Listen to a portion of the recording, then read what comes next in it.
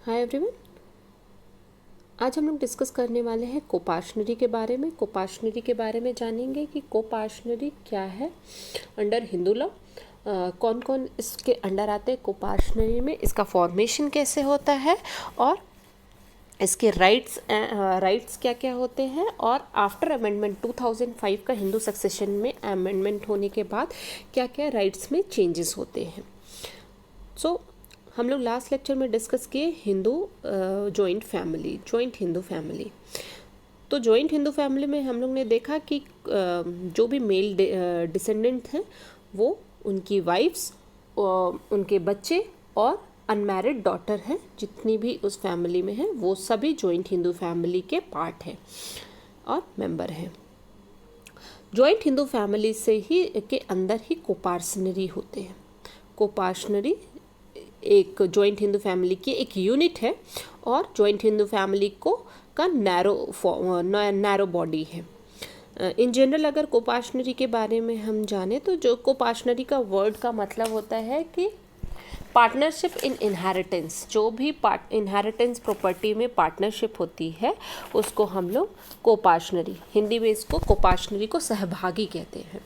तो joint right of succession to an inheritance, जो भी जॉइंट राइट्स मिलते हैं ओवर इनहेरिटेंस प्रॉपर्टी, उसको ही कोपाशनरी बोलते हैं सामान्य भाषा में।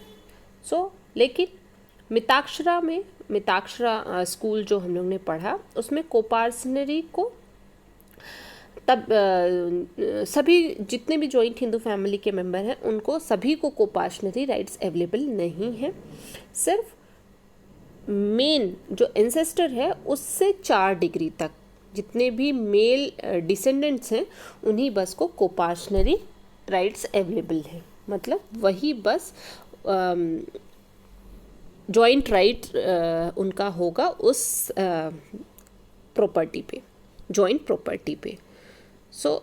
अब कोपाशनरी exist till partition takes place. There cannot be definite share of any of the कोपाशनरी। जितने भी कोपार्टनर होते हैं एक जॉइंट फैमिली में वो कॉमन पोजीशन करते हैं, उस प्रॉपर्टी को कॉमन पोजीशन करते हैं और उनका उस प्रॉपर्टी में डिफाइंड शेयर नहीं होता है। And it is mainly because of the eldest member of the family और the karta is still alive and the partition has not been done yet. क्योंकि उस फैमिली का जितना भी मैनेजमेंट है वो कर्ता के थ्रू किया जाता है। मतलब जो भी कोपाशनरी प्रॉपर्टी है उसका मैनेजमेंट कर्ता के थ्रू किया जाता है और जब तक पार्टीशन नहीं होता तब तक उसमें उनका शेयर डिफाइंड या डिसाइड नहीं होता है। It includes only those person who acquire by birth an interest in the joint or coparcenary property. Coparcenary rights सिर्फ उन्हीं को मिलता है जो उस फैमिली में बर्थ हुआ हो या फिर अडॉप्शन के थ्रू भी उस फैमिली के मेंबर हों। स्ट्रेंजर या आउटसाइडर को कोपाशनरी राइट्स नहीं मिलते हैं। कोपाशनरी begin with a common male ancestor with his lineal descendant in the male line within 4 degrees counting from and inclusive of such ancestor. जो कोपाशनरी है बिगिन होता है जो भी एल्डेस्ट मेल उस फैमिली में है और जो जीवित है वहाँ से स्टार्ट होती है और जितने भी male descendant line wise available हैं उन्हीं तक रखी जाती है कोपाशनरी। उसके बाद 5th जनरेशन को 5th डिग्री को उसमें इंक्लूड नहीं किया जाता है। उस एंसेस्टर के साथ 3 और जो डिग्रीज में अवेलेबल है डिसेंडेंट मेल डिसेंडेंट अवेलेबल है उन्हीं को कोपाशनरी में अंडर रखा जाता है। Ancestor property is a species of coparcenary property. Coparcenary के लिए इम्पॉर्टेंट है, जैसे जॉइंट हिंदू फैमिली में हम लोग ने पढ़ा कि जॉइंट हिंदू फैमिली के एग्जिस्टेंस के लिए एक जॉइंट प्रॉपर्टी होना जरूरी नहीं है। विदाउट जॉइंट प्रॉपर्टी भी आप जॉइंट हिंदू फैमिली का एग्जिस्टेंस हो सकता है अगर वो एक साथ पूजा और कॉमन मेस शेयर कर रहे हैं। तो इससे प्रिजम्पशन होता है कि वो एक वो जो भी सामान है उसको कॉमनली यूज़ कर रहे हैं। बट कोपार्शनरी में एंसेस्ट्रल प्रॉपर्टी होना मस्ट है। एंसेस्ट्रल प्रॉपर्टी होगा तभी वहाँ पर कोपार्शनरी एराइज होगा, वहाँ पर उनका उस प्रॉपर्टी पे जॉइंट राइट्स एराइज होगा। तो ही इसलिए इम्पॉर्टेंट होता है कि एंसेस्ट्रल प्रॉपर्टी होना मस्ट है कोपार्शनरी के लिए। No female of Mitakshara coparcenary could be a coparcener but she shall always be part of the joint family. Mitakshara coparcenary में फीमेल्स को कोई भी राइट्स नहीं दिया है एज ए कोपार्शनर, बट वो जॉइंट हिंदू फैमिली का पार्ट होती है। In case of Venugopala versus Union of India AIR 1969, under Mitakshara school of coparcenary is based on the notion of birth rights of sons, मतलब वही जो मैंने बताया कि 3 डिग्री तक, including ancestor. All these concepts were followed by the Hindu Succession Act 1956। हमारे पास Hindu succession act है 1956 का। इसमें भी कोपार्शनरी का जो पुराना कॉन्सेप्ट था उसी को फॉलो किया गया था, बट रीसेंट अमेंडमेंट किया गया 2005 में, जो कि एनफोर्सेबल हुआ 9 सितंबर 2005 से। तो उस अमेंडमेंट के बाद से डॉटर भी एंटाइटल्ड हो गई कोपार्शनरी अंडर द जॉइंट फैमिली। मतलब जॉइंट फैमिली में जो भी प्रॉपर्टी है उसमें डॉटर को भी सेम लाइक सन जो भी राइट्स थे, मतलब 3 डिग्रीज का जो भी राइट्स थे, लिमिटेशन थी, वो सब डॉटर्स पे भी एप्लीकेबल हो गई। अब daughter is entitled to a coparcenary under the joint family.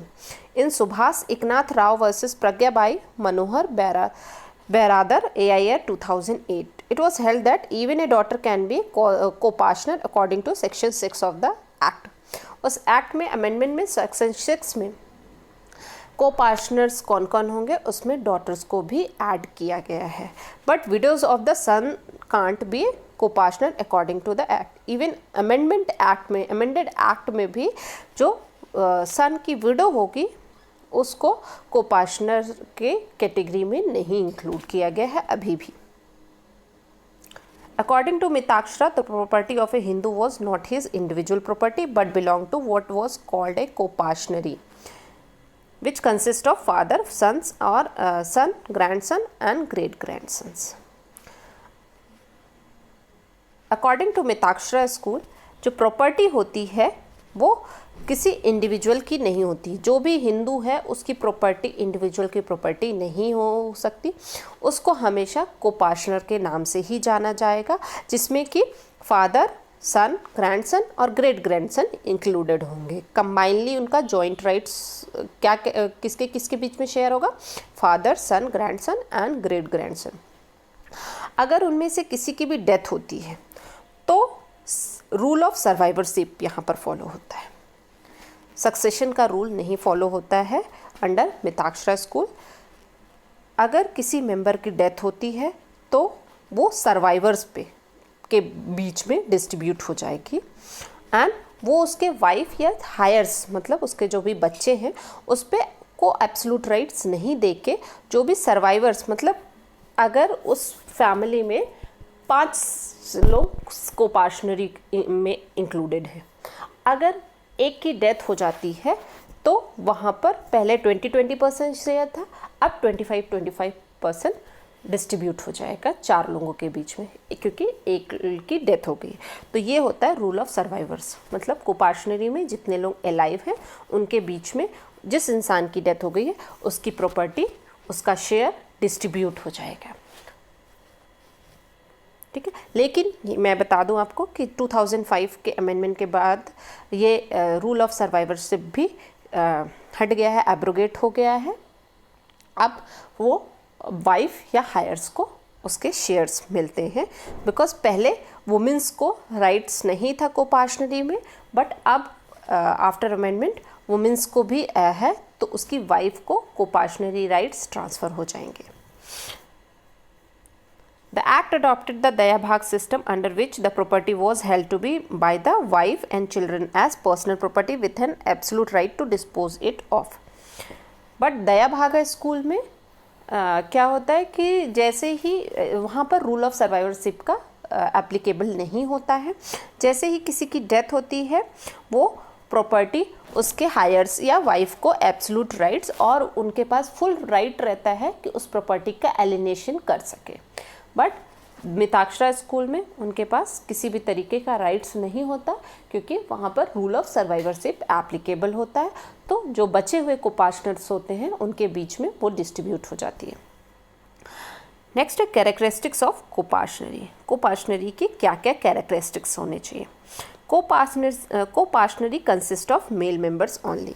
तो कोपार्टनरी में सिर्फ मेल मेंबर्स ही इंक्लूडेड होंगे, फीमेल को इंक्लूड नहीं किया जाता है। It is a creature of law, not of agreement. It does not include the person from outside except the person who are admitted by adoption.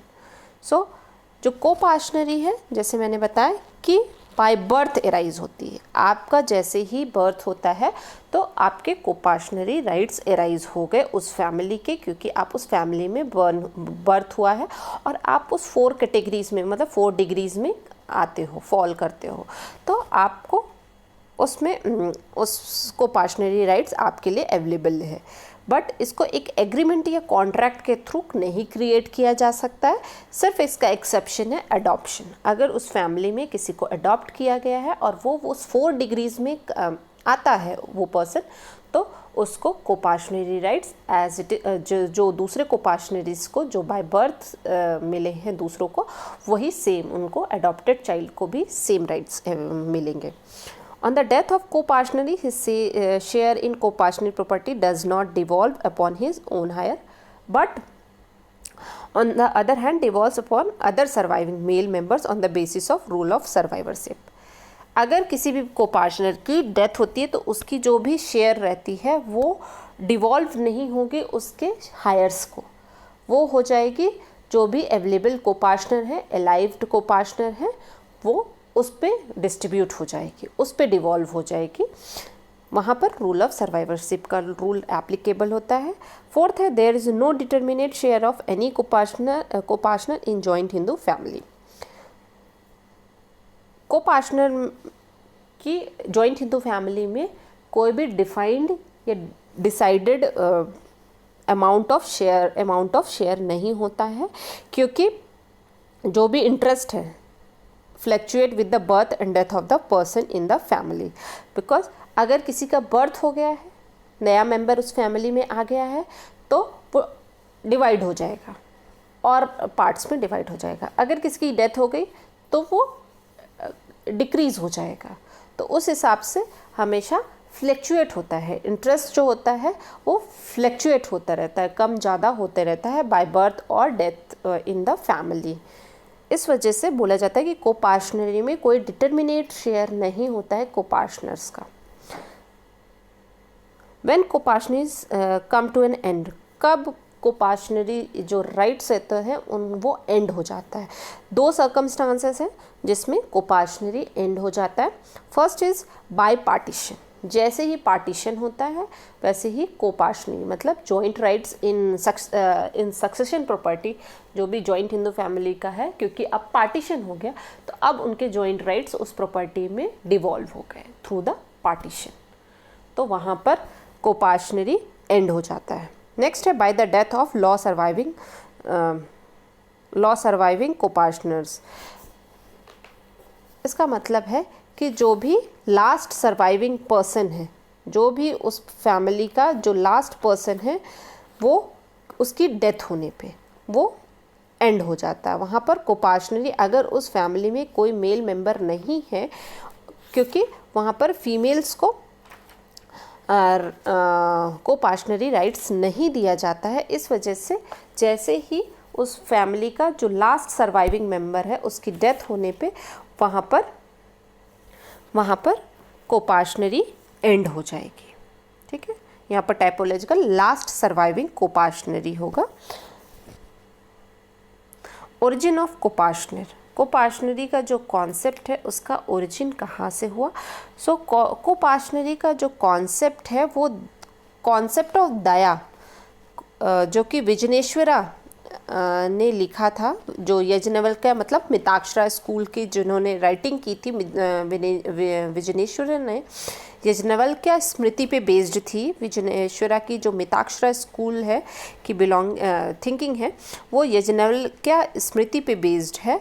वो उन्होंने दया, एक कॉन्सेप्ट ऑफ दया को इंट्रोड्यूस किया, जिसमें लिखा था उसमें वो प्रॉपर्टी के बारे में एक्सप्लेन किया, जो कि विभाग प्रक्रमण व्यवहार अध्याय में उसको डिस्क्राइब किया गया है। इसमें विजनेश्वरा ने बताया कि daya is the only that kind of property which becomes the property of another person slowly by reason of relation to the owner. Daya जो होती है वो एक ऐसी काइंड ऑफ प्रॉपर्टी होती है जो सिर्फ ओनर से दूसरे पर्सन को सिर्फ इस वजह से मिलती है क्योंकि वो सामने वाला पर्सन उससे रिलेटेड है, सिर्फ इस बेसिस पे नहीं कि वो परचेस की गई है, सिर्फ वो ओनर से रिलेटेड है, इस वजह से उसको उसमें जॉइंट राइट्स मिल जाते हैं। So same as it is को पार्टनर में ही ऐसा होता है कि सिर्फ सामने वाले को, मतलब ए अगर बी का बेटा है या भाई है तो उसको उसमें राइट्स मिल जाते हैं, मतलब जॉइंट राइट्स मिल जाते हैं, को पार्टनर राइट्स मिलते हैं, same like concept of Daya, because कि वो उस पर्सन से जो उसका ओनर है उससे वो रिलेटेड है, सिर्फ इस वजह से उसको उस प्रॉपर्टी में राइट्स मिल जाते हैं, ना कि वो उस पर्सन से खरीदा हुआ है। खरीदे हुए राइट्स नहीं मिलते, सिर्फ रिलेशन होने की वजह से उसको राइट्स मिल जाते हैं। सो ये कॉन्सेप्ट जो है एंशिएंट हिंदू जूरिस्प्रूडेंस का है और ये अभी भी प्रेजेंट एसेंशियल फीचर बन गया है हिंदू लॉ का, और मिताक्षरा स्कूल की ये थिंकिंग है। नेक्स्ट है फॉर्मेशन ऑफ कोपार्टनरी। कोपार्टनरी का फॉर्मेशन कैसे होता है, बाय डायग्राम मैंने आपको समझाने की कोशिश करती हूँ। लाइक ये एक फैमिली है जिसमें ए जो है वो मेन एंसेस्टर है, मेन एंसेस्टर इस फैमिली का। उसके 4 बच्चे हैं, 4 सन्स हैं, बी सी डी ई। अब बी का B1, B2, B3, B4, लेकिन ये सभी कोपार्टनरी में इंक्लूडेड नहीं होंगे। यहाँ से हम सिर्फ काउंट करेंगे कि इस A जो है यहाँ पर कोपार्टनरी किसके साथ इंक्लूड करेगा, फॉर्मेशन करेगा, B, C, D, E, जो कि उसके 3 बच्चे हैं। सेकेंड डिग्री में हो गया B1, S1, S2, M और N, मतलब उसके ग्रैंडसन्स, और ग्रेट ग्रैंडसन्स में आ गए B1 और N1, ये हो गए कोपार्टनरी। B3 और B4 जो है, या N2 या N3 जो है वो, B3 और B4 और N2 और N3 जो है वो फॉर्मेशन नहीं कर सकते कोपार्टनरी की, बिकॉज वो जो 4 डिग्रीज है उनसे वो एक्सक्लूडेड है, वो उस 4 डिग्रीज में कवर नहीं होते हैं, इस वजह से वो कोपार्टनरी के पार्ट नहीं होते। इन केस अगर एक की डेथ हो जाती है फ्यूचर में तो वो B3 और N2 भी कोपार्टनरी में कवर हो जाएंगे, मतलब कोपार्टनरी के एम्बिट में कवर हो जाएंगे। तो ये हुआ कोपार्टनरी। इन केस कोपार्टनरी के अंदर भी एक कोपार्टनरी का फॉर्मेशन होता है, उसको स्मॉलर कोपार्टनरी बोलते हैं। लाइक फॉर एग्जांपल अगर N की डेथ हो, अगर E को जो भी प्रॉपर्टी मिली है, E की अपनी एक सेपरेट प्रॉपर्टी है, सेपरेट प्रॉपर्टी मतलब जो कोपार्टनरी वो मेन जिसमें है वो ठीक है, बट उसके पास एक अपनी सेपरेट प्रॉपर्टी है, सेल्फ एक्वायर्ड प्रॉपर्टी है। E की डेथ हो जाने के बाद वो प्रॉपर्टी डिस्ट्रीब्यूट हो जाती है M और N में। तो N के पास भी एक एंसेस्टर प्रॉपर्टी है। एंसेस्टर प्रॉपर्टी मतलब जो उसको उसके फादर से मतलब E से मिली, M और N के बीच में डिस्ट्रीब्यूट हुई। N के पास अब प्रॉपर्टी है जो कि एंसेस्ट्रल प्रॉपर्टी, बिकॉज उसके फादर मतलब E से उसको मिली, तो वो प्रॉपर्टी में राइट्स एराइज हो जाएंगे, जॉइंट राइट्स हो जाएंगे, बिकॉज N के बच्चा है N1, N1 का सन है N2 एंड N3। तो यहाँ पर सभी को राइट्स एराइज हो जाएंगे, मतलब अब N1, N2, N3 N के साथ कोपार्टनरी राइट्स उनके लिए अवेलेबल हो जाएंगे। वो मेन कोपार्शनरी के पार्ट नहीं है, मतलब एक ही कोपार्शनरी के साथ नहीं है, बट वो इन एन के साथ कोपार्शनरी राइट शेयर कर रहा, तो मतलब coparcenary within coparcenary. Next है difference between joint Hindu family and coparcenary. Difference between है, जैसे मैंने बताया कि जॉइंट हिंदू फैमिली जो है क्या पार्ट ही है कोपार्शनरी, लेकिन इनमें कुछ डिफरेंसेस हैं जो मैं आपको बताती हूँ। In order to constitute a joint Hindu family the existence of any kind of property is not required. Joint Hindu family के एग्जिस्टेंस के लिए प्रॉपर्टी का होना इम्पॉर्टेंट नहीं है, बट कोपार्शनरी के एग्जिस्टेंस के लिए इंसेस्ट्रल प्रॉपर्टी का होना मस्ट है। नेक्स्ट है joint Hindu family consist of male and female members of a family. Joint Hindu family में सभी मेल फीमेल जितने भी हैं, मेल डिसेंडेंट, उनकी वाइफ्स, डॉटर्स, अनमैरिड डॉटर्स, सभी कोई उसके पार्ट है जॉइंट हिंदू फैमिली के। बट कोपार्शनरी में फीमेल्स को कोई भी राइट्स नहीं मिलते हैं, तो कोपार्शनरी में फीमेल्स को कोपार्शनर्स नहीं होते हैं, बट जॉइंट हिंदू फैमिली में females can be member of that family. All the members of the joint Hindu family are not coparcener. सभी जो मेंबर हैं जॉइंट फैमिली के वो कोपार्शनर्स नहीं होंगे, but all the coparceners are the member of joint Hindu family. जैसे मैंने बताया, कोई भी आउटसाइडर कोपार्शनर राइट्स उस जॉइंट हिंदू फैमिली में नहीं मिल पाएंगे, सभी को उस फैमिली का मेंबर होना मस्ट है। नेक्स्ट है right of coparcener before the Hindu succession amendment act 2005। कुछ राइट्स मिले कोपार्शनर्स को under before the Hindu succession amendment act 2005। वो क्या क्या है? Right of common position and common enjoyment. जितने भी कोपार्शनर्स हैं उनके पास ये राइट्स है कि जो भी जॉइंट हिंदू फैमिली अवेलेबल है उस पर वो कॉमन पोजीशन भी करेंगे और कॉमन एंजॉयमेंट करेंगे। यहाँ पर किसी को एक्सक्लूसिव पोजीशन किसी प्रॉपर्टी का, किसी पार्ट का नहीं मिलेगा, सभी को कॉमन एंजॉयमेंट और पोजीशन करने का राइट्स हैं। Community of interest, no coparcener has got any defined share in the coparcener property और in the income of property.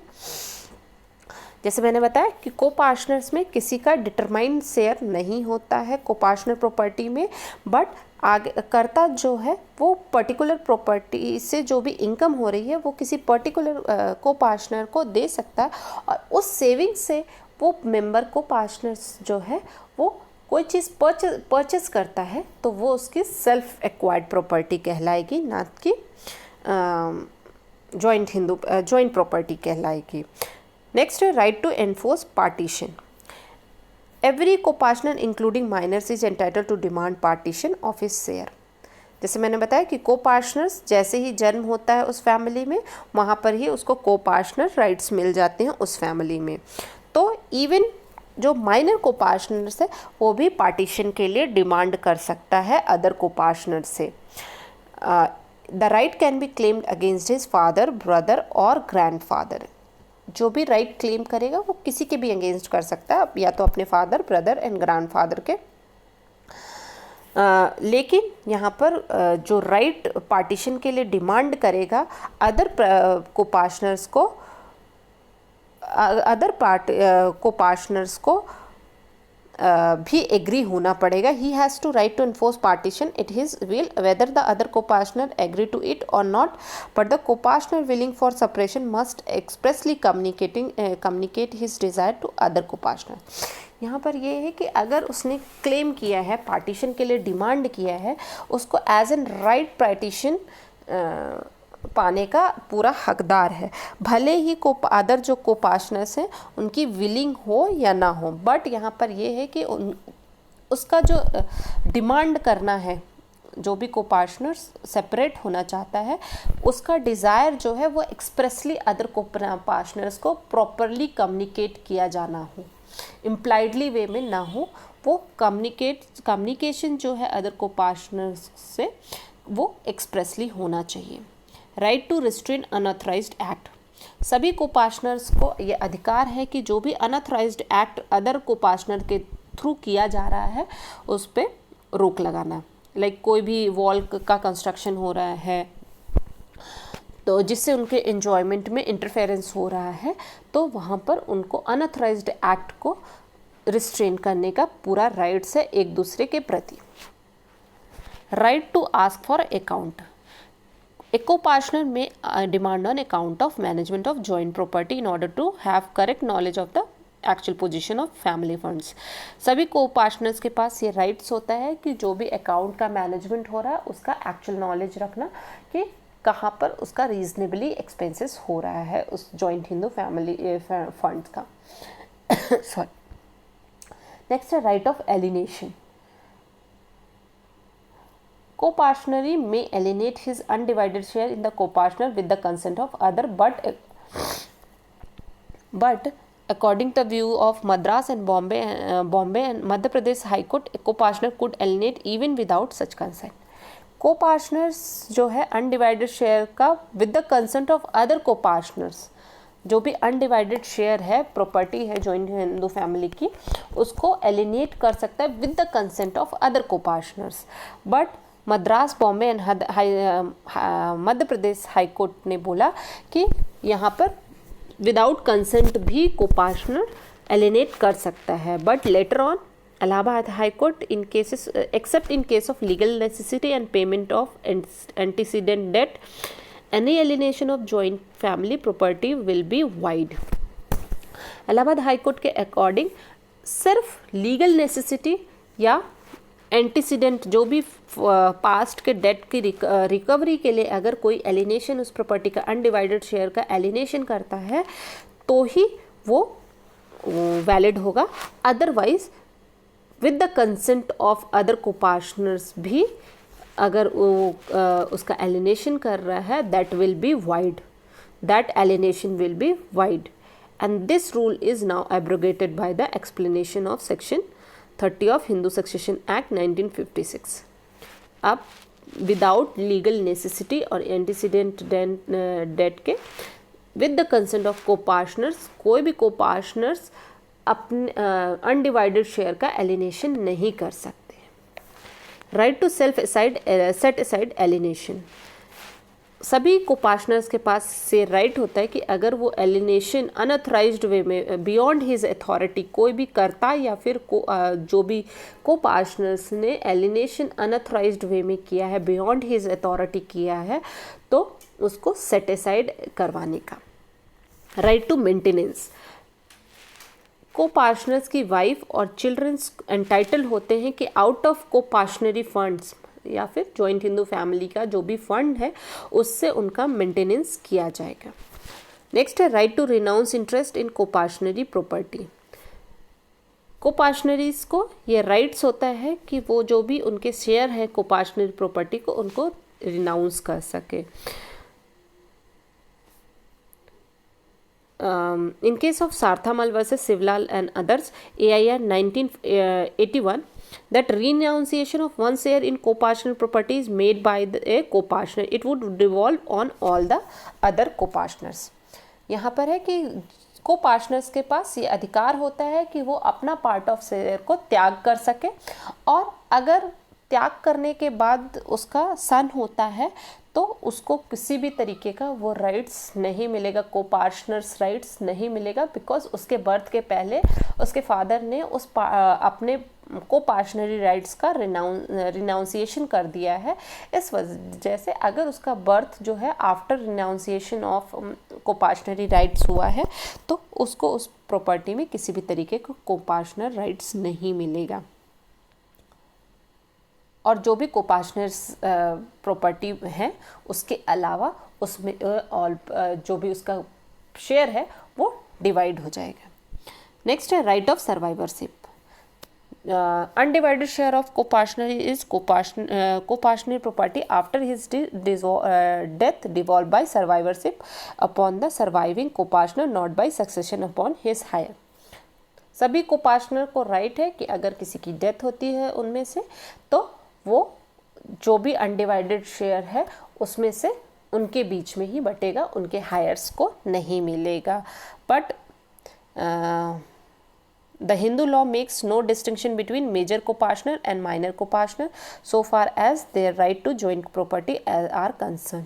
यहाँ पर major copartner and minor copartners को एज सच कोई डिफरेंस नहीं क्रिएट किया गया है। तो अगर माइनर कोपार्टनर्स और मेजर कोपार्टनर्स जितने भी हैं सभी के बीच में इक्वली ही डिस्ट्रीब्यूट किया जाएगा अगर किसी एक की डेथ हो जाती है। Right to survivorship when defeated, कब सर्वाइवरशिप का रूल जो है वो लागू नहीं होगा? When he on account of his congenital idiocy और ल्यूनेसी बिकम डिस्क्वालीफाइज, अगर वो मेंटली डिस्टर्ब हो गया है या तो वहाँ पर वो डिस्क्वालीफाई हो जाएगा। वहाँ पर उस पर्सन को, जो भी अलाइव पर्सन है, उस पर्सन को वहाँ पर सर्वाइवरशिप का रूल नहीं लागू होगा। फॉर एग्ज़ाम्पल, एक फैमिली में 5 मेंबर हैं, एक की डेथ हो जाती है, 4 बचते हैं, तो वहाँ पर एक को अगर कोई भी मेंटली प्रॉब्लम हो गई है 4 में, जो कि 4 में जो 5 शेयर थे अब 4 में बंटने वाले थे, और चौथे का अगर कुछ मेंटल प्रॉब्लम हो गया है तो अब वो 3 में डिस्ट्रीब्यूट होंगे। वो चौथे को वो वहाँ पर डिमांड नहीं कर सकता है कि रूल ऑफ सर्वाइवरशिप लागू हो, क्योंकि वो वहाँ पर उस पर एप्लीकेबल नहीं होगा, क्योंकि वो मेंटली फिट नहीं है। He is given in next है, he is given in adoption into another family, अगर वो अडॉप्ट करके अनदर फैमिली में, जो पर्सन है वो अडॉप्ट करके किसी अनदर फैमिली में चला गया है। If he surrender his share in the copartnery, अगर वो कोपार्टनरी राइट्स का सरेंडर कर चुका है, मतलब रिनाउंस कर चुका है, सो उसको वहाँ पर rule of rights of survivorship नहीं मिलेगा। His interest in the co-partner property is lost due to adverse possession over it by other, अगर उस जो प्रॉपर्टी है उस पर किसी का एडवर्स पोजीशन हो गया है तो भी रूल ऑफ सर्वाइवरशिप लागू नहीं होगा, मतलब जो भी अनडिवाइडेड शेयर था उस पर किसी का एडवर्स पोजीशन हो गया है। नेक्स्ट है, where the interest of a co-partner has been attached in execution of a decree against him, अगर किसी भी डिक्री को, जो भी को-पार्टनर प्रॉपर्टी है, एग्जीक्यूशन ऑफ डिक्री के लिए उस प्रॉपर्टी से जो भी इंटरेस्ट मिलेगा उसके लिए अटैच कर दिया गया है, उस प्रॉपर्टी को अटैच कर दिया गया है डिक्री पास होने के लिए, जितने भी इंटरेस्ट मिलेगा उस प्रॉपर्टी से, तो भी वहाँ पर रूल ऑफ सर्वाइवरशिप नहीं लगेगा। And where the interest of the deceased co-partner has vested in the official assignee, अगर को-पार्टनर्स जो भी डिजीज्ड को-पार्टनर्स है उसकी जो अमाउंट था उसको उस प्रॉपर्टी पे किसी ऑफिशियल असाइनी को अपॉइंट कर दिया गया है। ऑफिशियल असाइनी क्या होता है?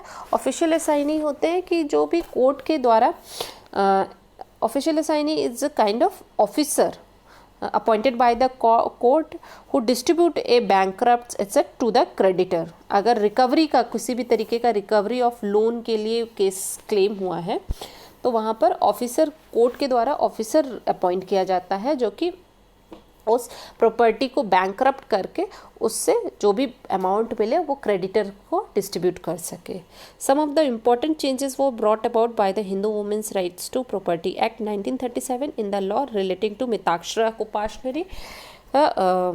इसमें इस अमेंडमेंट के थ्रू जो रूल ऑफ सर्वाइवरशिप, मतलब अगर किसी की डेथ हो जाती है तो वहाँ पर widow become the entitle to an interest, जितने भी मेल डिसेंडेंट जितने के लिए लाइबल एंटाइटल्ड होंगे शेयर के लिए, विडो को भी इस एक्ट के थ्रू, डिजीज्ड पर्सन की विडो को भी को-पार्टनरी कंसीडर करते हुए उसको भी, उसका जो शेयर है वो मेल डिसेंडेंट्स को जितना शेयर मिलेगा उतना ही शेयर उस विडो को मिलेगा।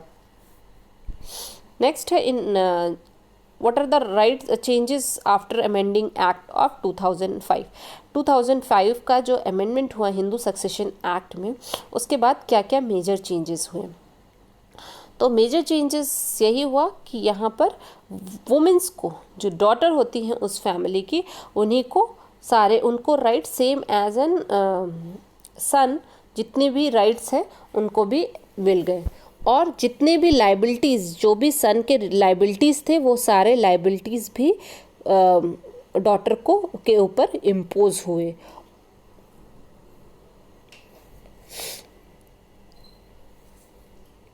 Any disposition or alienation including any partition or testamentary disposition of property which had taken place before the 20th day of December 2004 shall not be affected, invalidated by reason of the amendment of section 6 of the act. अगर कोई भी partition या disposition या कोई testamentary या will बनाई गई है बिफोर 10th दिसंबर ऑफ 2004, तो उसको सिर्फ इस बेसिस पे उसको अंडर सेक्शन 6 में कवर नहीं किया जाएगा। मतलब अगर उसका डिस्पोजिशन पहले ही हो गया है 20 दिसंबर 2004 के पहले, तो उसमें सेक्शन 6 एप्लीकेबल नहीं होगा। वो सन्स के बीच में अगर डिस्ट्रीब्यूट हो गई है, वहाँ पर डॉटर को राइट्स नहीं मिली है, तो उसको वापस उसमें नहीं डिस्पोज किया जाएगा, उसको एज इट इज़ रखा गया जाएगा। लेकिन जो भी डिस्पोजिशन होगा आफ्टर 2004 20 दिसंबर, वो अंडर सेक्शन 6 ही किया जाएगा।